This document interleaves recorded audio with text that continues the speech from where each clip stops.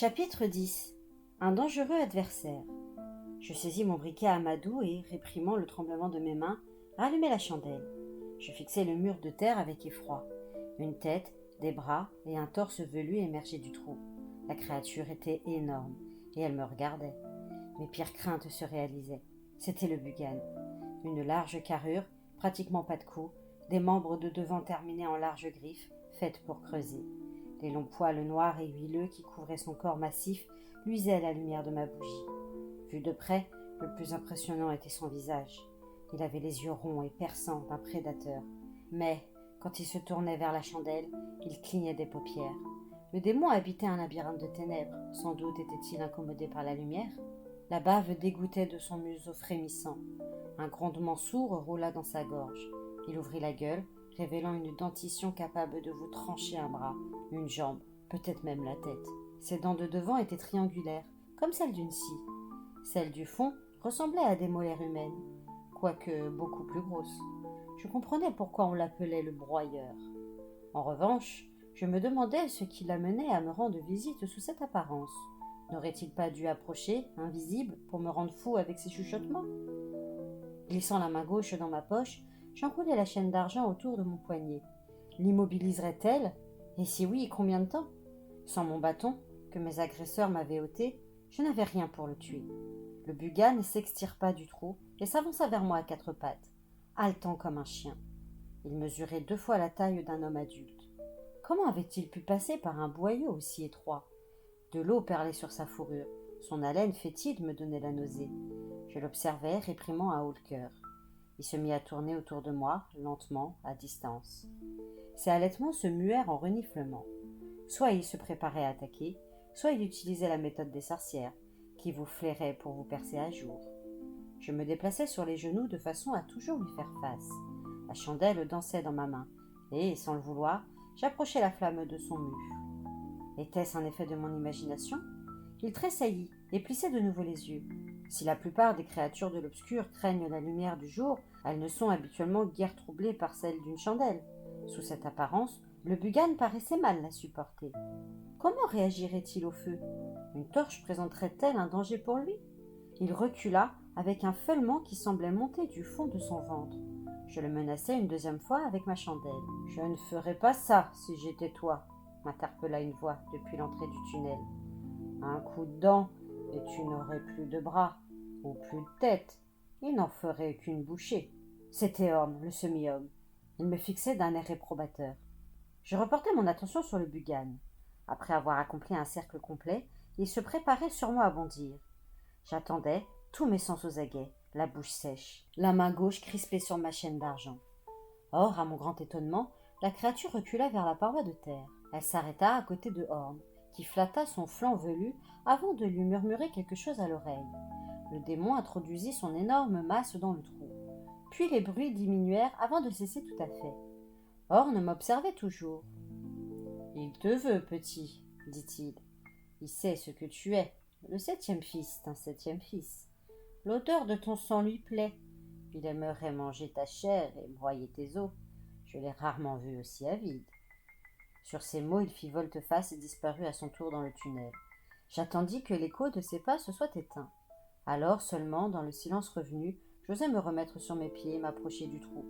Tendant ma chandelle, je scrutai l'intérieur. La galerie semblait vraiment se terminer en cul-de-sac. Par où Horn et le Bugan étaient-ils passés ? La créature avait-elle rebouché le passage derrière eux ?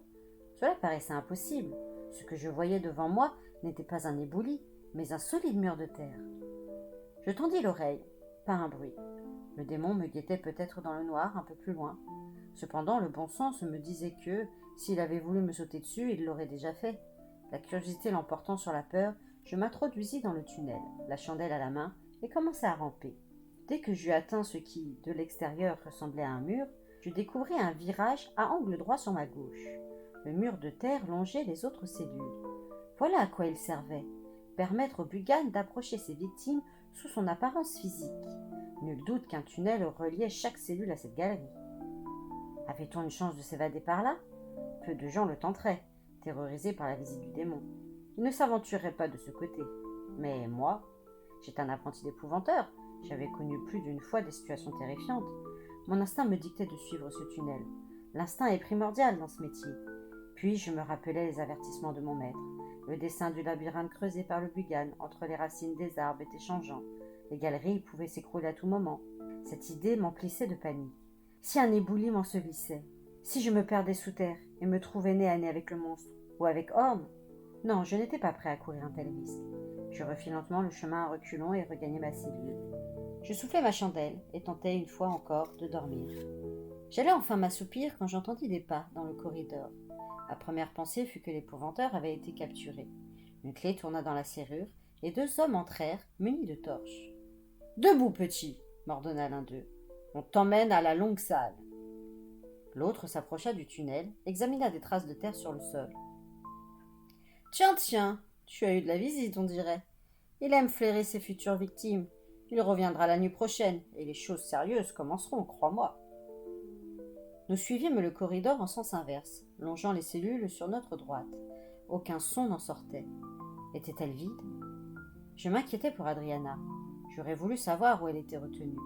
L'idée que le Bugan l'avait peut-être déjà dévorée m'emplissait d'horreur. La malheureuse ne méritait pas un tel sort. Or, au lieu de nous diriger vers l'escalier, nous prîmes à gauche, encore à gauche, dans une galerie plus large, au sol pavé, éclairée par des torches fixées au mur. Si j'en croyais mon sens de l'orientation, nous étions toujours au sud, dans le domaine du Bugan. J'entendais des chiens au loin. Leur aboiement se faisait plus fort à mesure que nous approchions d'une porte, à l'extrémité de la galerie. On me poussa dans une vaste pièce de forme oblongue, éclairée par une multitude de torches. Une bonne vingtaine d'hommes étaient assis sur des ballots de paille, le long du mur de droite. 5 ou 6 hallebardiers armés les encadraient. Face à la porte se tenait le commandant Stanton, la tête bandée, conséquence des dommages causés par Alice et sa pierre. Il me dévisagea d'un air furieux. Tout au bout, sur un haut fauteuil en bois sculpté, trônait Lord Barul, le chaman à la silhouette émaciée.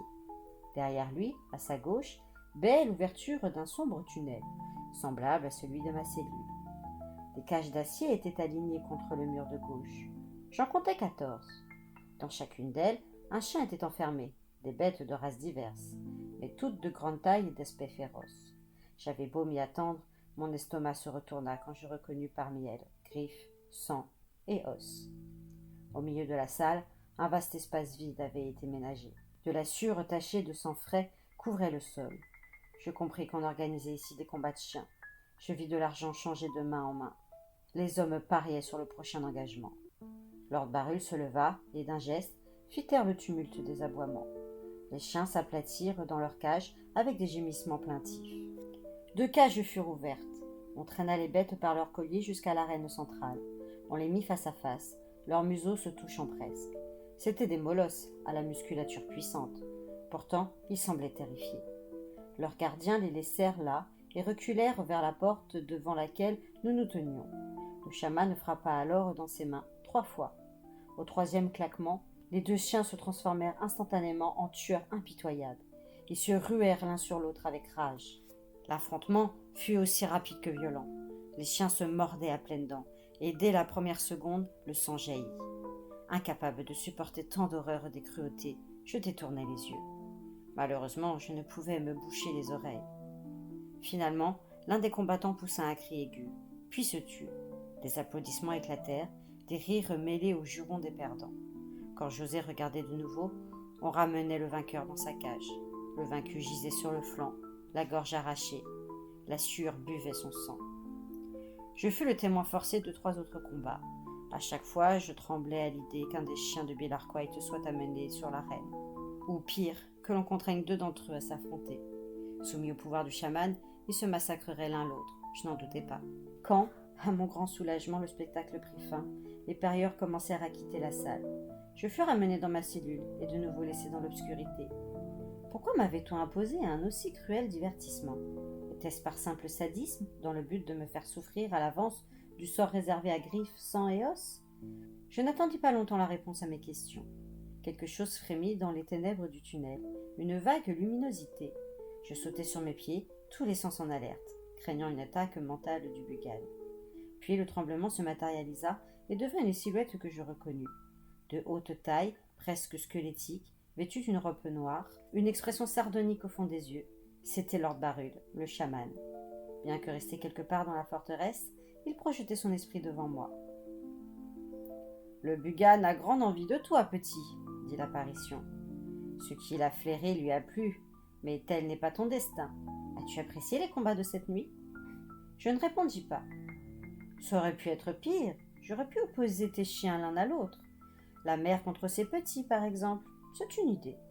J'avais rarement vu autant de malveillance et de cruauté sur un visage. Cet homme était capable de tout. Comme je gardais le silence, il reprit. J'épargnerai tes chiens si tu acceptes de mettre ta propre vie en jeu. J'aimerais offrir à mes amis parieurs, la nuit prochaine, un divertissement différent. Un apprenti épouvanteur contre une sorcière. Qui l'emportera? Le résultat est assez incertain pour rendre la chose intéressante, même si la sorcière possède davantage d'atouts. Mais tu pourras utiliser tes armes habituelles. Tu as toujours ta chaîne d'argent, et je te rendrai ton bâton. Sois vainqueur et tu seras libre. Je te laisserai même emmener tes chiens. Si tu es vaincu, je le ferai combattre à mort. J'avais du mal à y croire. Vous voulez que je me batte contre Adriana, lâchai-je? Bien sûr que non, pauvre idiot. J'ai d'autres projets en ce qui concerne cette donzelle. Tu affronteras une adversaire autrement redoutable, venue du même pays que toi. Je parle de Lizzie l'osseuse.